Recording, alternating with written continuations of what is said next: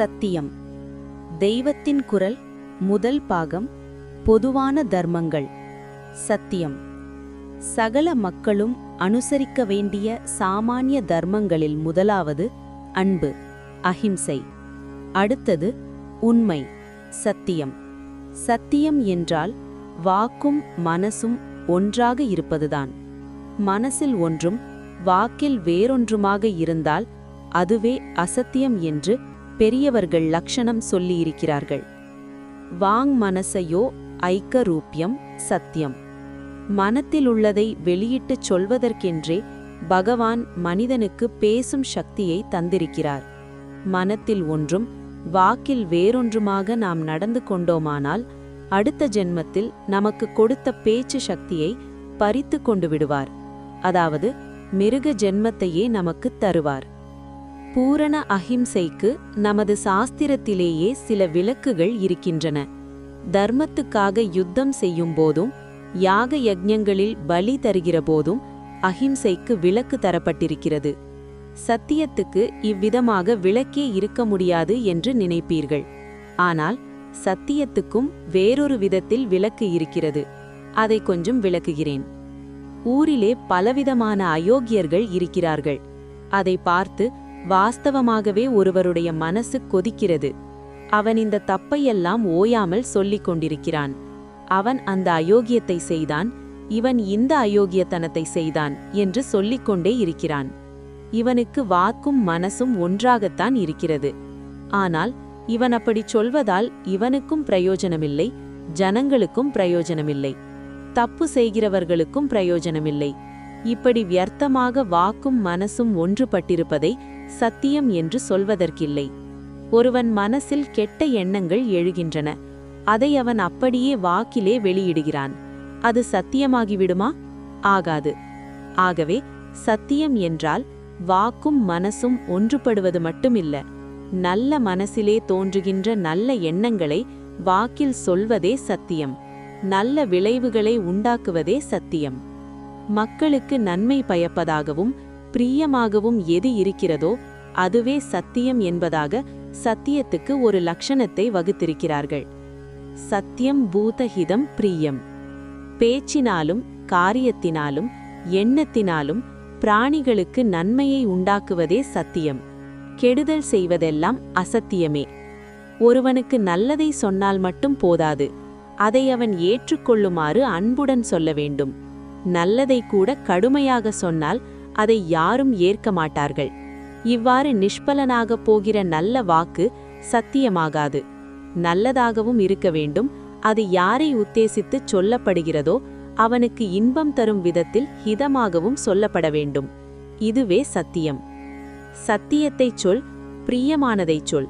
சத்தியத்தை பிரியமாக சொல்ல முடியவில்லை என்றால் அப்போது அப்படிப்பட்ட சத்தியத்தையும் சொல்லாதே. கேட்க பிரியமானாலும் அசத்தியத்தை சொல்லாதே என்பது பெரியோர் வாக்கு. ஸ்த்யம் ப்ரூயாத் பிரியம் ப்ரூயாத் ந ப்ரூயாத் சத்யம் அப்ரியம் பிரியம் ச ந அன்ருதம் ப்ரூயாத். காமமும் குரோதமும் உள்ள மனசிலிருந்து இப்படிப்பட்ட பிரியமான நன்மையான வாக்கு வராது. க்ஷேமத்தையே உண்டாக்கும் சத்திய வாக்கு வரவேண்டுமானால் அதற்கு அடிப்படையாக காம குரோதங்களற்ற நல்ல மனம் வேண்டும். ஆக சத்தியத்தின் லட்சணம் மனமும் வாக்கும் ஒன்றுபட்டிருப்பது, மனம் சுத்தமாக இருப்பது, வாக்கு சாந்தமாக ஹிதமாக இருப்பது. மொத்தத்தில் தனக்கு சித்த சுத்தியையும் பிறருக்கு க்ஷேமத்தையும் உண்டு பண்ணுவது. சத்தியத்திலேயே ஒருவன் நிலைத்து நின்றுவிட்டால் அதற்கு ஓர் அவாந்தர பிரயோஜனம் உண்டு. அதாவது அந்த சத்தியசந்தன் உத்தேசிக்காமலே ஒரு பிரயோஜனம் சித்திக்கும். அது என்னவெனில், ஒருவன் சத்தியமே பேசி பேசி பழகிவிட்டால் கடைசியில் அவன் எது சொன்னாலும் அது சத்தியமாக மாறிவிடும். இப்படிப்பட்டவன் மனமறிந்து பொய் சொல்லவே மாட்டான். ஆனால் அறியாமையாலோ தவறிப்போயோ அவன் ஒரு விஷயத்தை தப்பாக சொல்லிவிட்டாலும் அந்த தப்பே யதார்த்தத்தில் சத்தியமாக நடந்துவிடும். இதற்கு திருஷ்டாந்தமாக ஒரு கதை சொல்கிறேன்.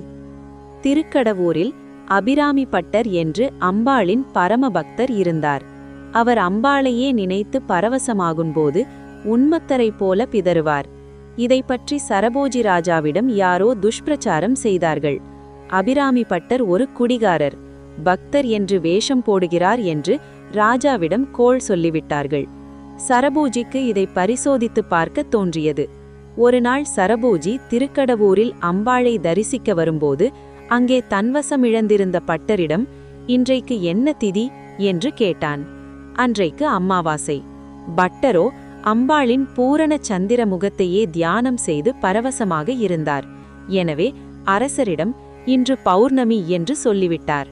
அரசன் தன்னிடம் மற்றவர்கள் பட்டரை பற்றி சொன்னது உண்மை என்றே நினைத்தான். பட்டரிடம் கேலியாக, அப்படியா, சந்திரன் உதயமாகிவிட்டானா என்று ஆகாயத்தை பார்ப்போம் என்று தலையை தூக்கினான். அப்போது வாஸ்தவமாகவே ஆகாயத்தில் பூரண சந்திரன் வந்து நின்றது. அபிராமி பட்டர் சத்தியத்திலேயே ஊறியிருந்ததால் தவறிப்போய் அவர் அசத்தியத்தை சொன்னபோது அம்பாளே தன் தாடங்கத்தை கழற்றி ஆகாயத்தில் வீசி பூரண சந்திரனாக ஜொலிக்க செய்தாள். மகான்கள் செய்கிற ஆசீர்வாதம், அவர்கள் கொடுக்கிற சாபமெல்லாம் அப்படியே பலித்து விடுவதற்கு காரணம் அவர்களுடைய சத்தியத்தின் சக்திதான். அவர்கள் எது சொன்னாலும் நடந்துவிடும். இது சத்தியமாக இருப்பதின் அவாந்தர பிரயோஜனம். ஆனால் தான் சொல்வது எல்லாம் நடக்க வேண்டும் என்ற ஆசை கொண்டு அதன் பொருட்டாக ஒருவரும் சத்தியத்தை அனுஷ்டிக்க கூடாது. உத்தேசமில்லாதிருந்தால்தான் இந்த சக்தி தானாகவே வருமே ஒழிய, உத்தேசித்துவிட்டால் அப்புறம் அது அவாந்தரமே இல்லை.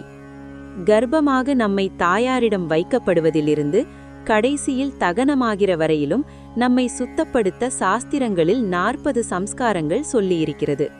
அத்தோடு அஹிம்சை, சத்தியம், அஸ்தேயம், சௌசம், இந்திரிய நிகிரகம் இவையும் நம்மால் அனுஷ்டிக்கப்பட்டால் நம் அழுக்குகள் எல்லாம் போய் நாம் உண்மையில் யார், சுவாமி என்பவர் யார், பரம சத்தியம் என்பது என்ன என்பதையெல்லாம் அறிகிற பக்குவம் உண்டாகும். பிறர் பொருள் மீது ஆசைப்படாமல் இருப்பதே அஸ்தேயம். சௌசம் என்பது சுச்சி என்பதிலிருந்து வந்தது. சுச்சி என்றால் சுத்தம். வெளியே சுத்தமாக தூய்மையாக ஆச்சாரமாக இருந்தால் அதுவே உள் தூய்மைக்கு உதகாரம் செய்யும். நீராடுவது மற்ற மடி ஆச்சாரங்கள் சௌசத்தின் கீழ் வரும். இந்திரிய நிகிரகம் என்பது ரொம்பவும் முக்கியம். சரீர சந்தோஷத்துக்காக எதை வேண்டுமானாலும் செய்வது, எதை வேண்டுமானாலும் பார்ப்பது, எதை வேண்டுமானாலும் தின்பது, எதை வேண்டுமானாலும் பேசுவது என்றில்லாமல் இவற்றை எல்லாம் கட்டுப்பாட்டின் கீழ் கொண்டு வருவது இந்திரிய நிகிரகம். புலனடக்கம், அதாவது யாராக இருந்தாலும் ஆசையை குறைத்து கொள்ள வேண்டும். ஆசை போகாமல் எந்த ஆத்ம சம்பத்தும் உண்டாகாது. இங்கே சொன்னதெல்லாம் சகல ஜனங்களுக்குமான சாமானிய தர்மங்கள்.